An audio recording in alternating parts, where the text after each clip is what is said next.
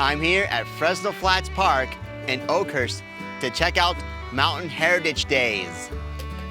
Today's a splendid day at Fresno Flats Park for their Heritage Days.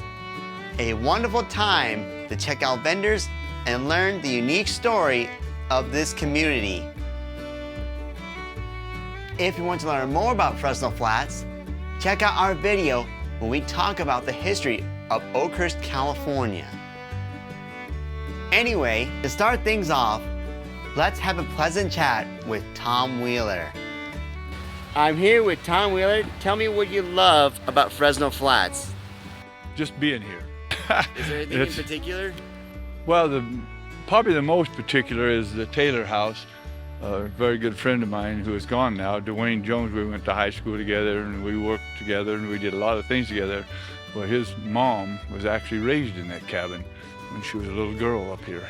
So it's a wonderful thing, and it's got the history here of actually Oakhurst and all the mountain area.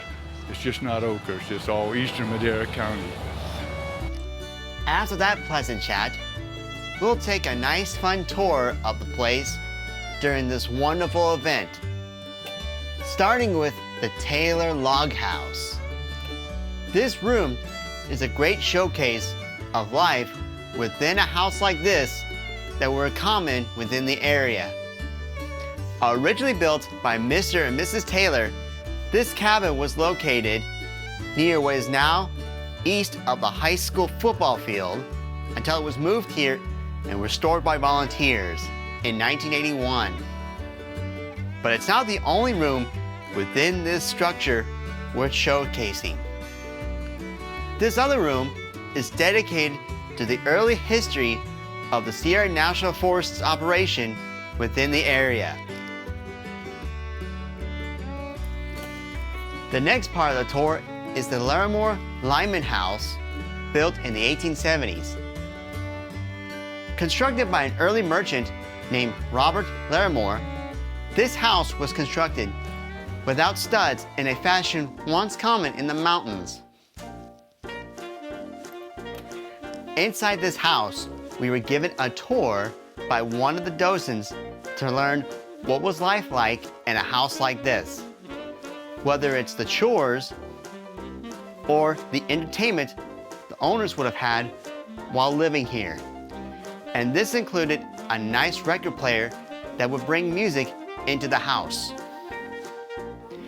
After checking out the Larimore Lyman House, we'll talk about the industrial side of Fresno Flats. In here, we'll watch a printing press making cards using an ink roller and little blocks of individual letters that print the graphic on the paper.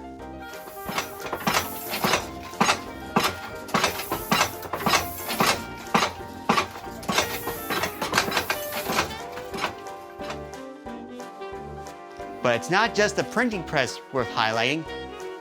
We'll check out the blacksmith shop. The blacksmith was a big part of a Wild West community like this. And to further explain that, we'll ask JC about the job. I'm here with JC. Tell me, what was the role of the blacksmith? Well, it would really depend on the size of the city and the versatility of the blacksmith. When you get into bigger cities, you would have blacksmiths that would specialize in specific parts of the trade. So you might have someone who's like a cutler, and that's someone who makes knives and scissors and stuff. You might have someone who's a farrier. That's probably a term you've heard nowadays, and that's someone who would specialize in horseshoes. You would also have blacksmiths that were called wheelers, or wheelwrights, and these are people who would literally make the wheel rims around a wagon wheel. So that was another form of blacksmithing. But when you got into the small town shop, that guy had to be a lot more versatile because he probably had to create anything from tooling to repairs to creating tools to creating, as we spoke earlier, nails, any number of things. So the small town blacksmith probably was a little bit more versatile than a blacksmith you would see in a big city. Because in the big city, they will tend to specialize a little bit more. And one of the big things we do that with is coal. If you go back far enough, they would have been using charcoal, but here, when they discovered how hot coal would burn, we can source that in America, we burn it, and it gets hot enough to do a lot of things.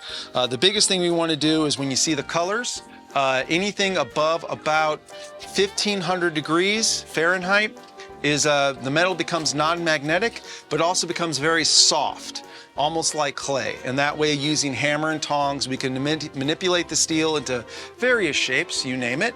Again, from anything as small as to nails to big wrought iron gates and fences. And again, doing that all with a coal forge. And sometimes that would mean bigger forges with bigger billows and more people operating the billows. Sometimes that could mean a billow operated by water or wind, or sometimes even animal power. So any way they can get the fire stoked and hot enough, and then they could start using that to manipulate the steel, especially when it comes to bigger and bigger pieces. So that's also going to be dictated by the size of your forge and what you're trying to do in that shop. But the role, again, it was going to be dependent upon where you were at and what you were looking for. After that pleasant lecture about blacksmiths, we had another one from JC about a door from the Fresno Flats jail. And it gives us a chance to give a little bit of history on a term, a phrase that you've probably heard a lot, and that is dead as a doornail, right? It's one of those idioms that we all understand kind of means something was worth something and now it is broken or useless, right? And we say it, but we don't always understand the history of it. Well, that is because back in the day, all nails are handcrafted by a blacksmith, so much so that it had a set value. Because it represented skilled labor, a nail actually could be used in some instances like currency, because you knew how much it was worth, right? And because of this, whenever they demolished or dismantled a building, they would try to save as many nails as possible because they were worth something. Well, then we get into the term dead as a doornail. And in this instance, we see how they reinforce this door. One of the ways they did is by doing cross sections, so opposing and then either having a piece of steel or more wood in the back, and you would drive a nail through it and bend the back of the nail over to pinch everything together and create a reinforced door. Well, the problem is because this is wrought iron and not steel, it can't be cold forged. So the second you bend that nail over, you broke it because you couldn't bend it back. The second you tried to bend it back or straighten it, it would snap. So you, in essence, destroyed the nail. It was dead, could not be reused. But you did it in a way that would also create. So you would destroy something to create something, and in this instance, a door. So that's where the term dead as a doornail comes from. After that pleasant chat with JC, it's off to join the crowd for a special event. We're here to watch a special ceremony to dedicate a new sculpture within the Fresno Flats grounds.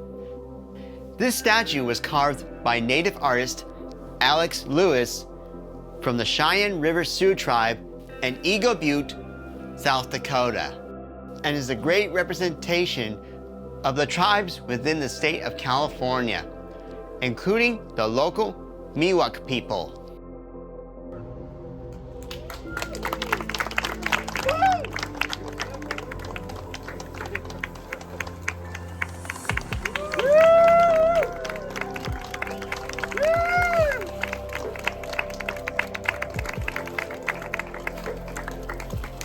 This new wooden carving statue is a great representation of the native tribes within the state of California. And this included a basket on her head and the baby on the bundle behind her, which represents the slogan of Fresno Flats, saving the past for the future. But the work on the statue was not finished. We were given a special opportunity to put our handprints on it to help raise awareness of issues going on within the indigenous communities, such as the murdered or missing individuals. And I took part of this to help show support. And that was our adventure here at the Fresno Flats Heritage Days here in Oakhurst, California. If you want to see more of adventures, please subscribe. But until then, see you later, folks, and may your gifts bless the world.